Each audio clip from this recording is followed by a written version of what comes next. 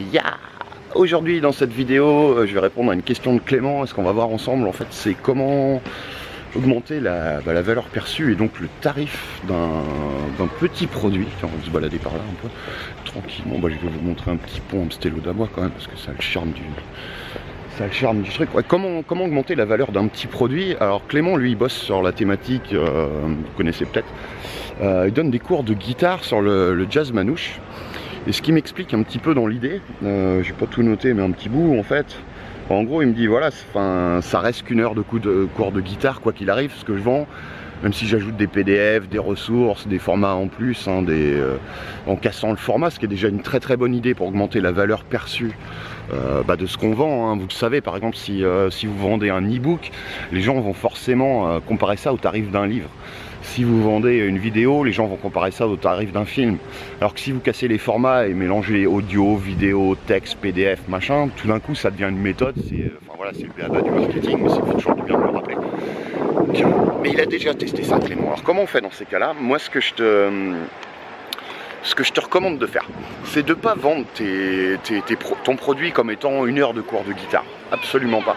Mais à chaque fois, même si ça équivaut à une leçon d'une heure finalement, ce que tu fais en formation, c'est que tu vends une méthode, tu vends un résultat. C'est pas une heure de cours de guitare en plus qui permet d'apprendre, je sais pas moi, comment faire un trémolo. Enfin, je vais te dire n'importe quoi, surtout parce que le jazz manouche, il connaît pas grand chose à vrai dire. Peut-être prendre des exemples sur la musique électro, des choses comme ça, je serai un peu plus dans mon élément pour illustrer le concept.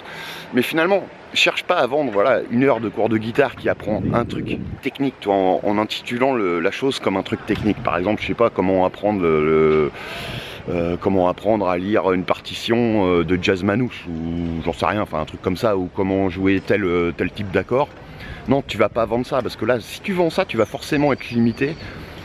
Surtout si tu fais des formations régulières, des nouvelles formations régulières sur ce format-là, tu vas vraiment être limité par un certain type de tarif, comme tu me le disais très bien dans ta question, genre du 37 €, parce que les gens comparent ça au tarif de prendre une heure de cours de guitare. Et surtout que là, en plus, quand on achète en ligne, on n'est pas avec son prof, hein, ça n'a pas la même valeur perçue, évidemment. Non, ce que je te recommande de faire, et c'est pareil pour vous, hein, c'est toujours vendre une méthode, vendre un résultat. Ça va être une heure de cours de guitare de jazz manouche, ton truc. Mais par exemple, ça va être comment tu vas vendre une promesse qui va leur permettre de faire tout ce qu'ils veulent en fonction du thème que tu abordes juste derrière. Je sais pas, moi si j'étais sur la musique électro, je ferais par exemple, non pas voilà, un cours d'une heure où je vous apprends à mixer, enfin à produire de la musique électronique, mais comment programmer des beats qui vont faire groover un dance floor, j'en sais rien, je faisais pas de la dance music, mais peu importe, en moins de 20 minutes. Toi, l'idée là, c'est pas, si on fait un truc comme ça, c'est pas une heure de cours.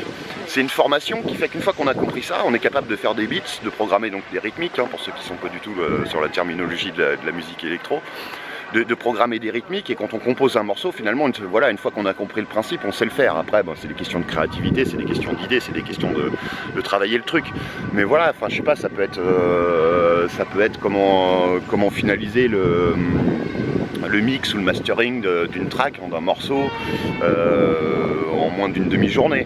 Tu leur apprends tout de A à Z. Donc voilà, adapté à ta thématique sur le jazz manouche, pareil pour vous, adapté à votre thématique.